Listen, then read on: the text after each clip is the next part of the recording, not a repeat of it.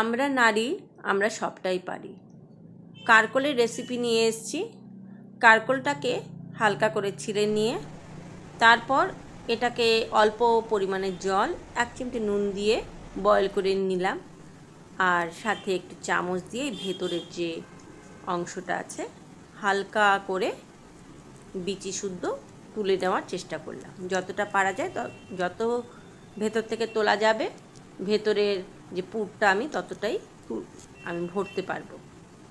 তারপর এটাকে আমি একটা ব্যাটার তৈরি করব। কিছু সর্ষে দিয়ে দিলাম, 2টো কাঁচা লঙ্কা দিয়ে দিয়েছি, আর কিছু টমেটো কুচি ছিল, ওটা না দিলেই নয়, দিয়ে দিলাম। এবার ওই ভেতরে অংশটুকু যে আছে সেই অংশটুকু দিয়ে মিক্সির মধ্যে ভালো করে ঘুরিয়ে দিচ্ছি। নর্থ বেঙ্গলে এই কারকল কিন্তু প্রায় দেখা যায়, গ্রাম বাংলায় তো আনাচে কানাচে এমনি হয়ে ওঠে লতানো গাছটি। আরেকটা খুব মজার কথা হলো,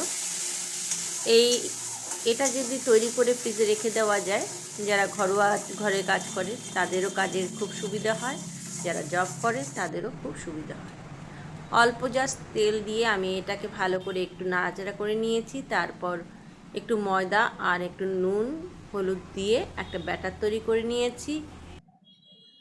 এই ব্যাটারটা ওই পুরটাকে আমি কারকলের মাঝখানে ভরে দিয়ে তার ওপর দিয়ে আমি আঙুলের সাহায্যে দিয়ে দিয়েছি। কেন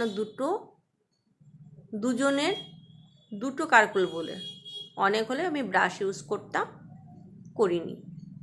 মজার কথা হলো, এখানে এই কারকলটা যদি তৈরি করে আগের দিন রেখে দেওয়া যায়,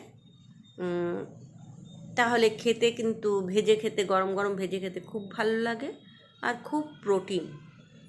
বাই বাই।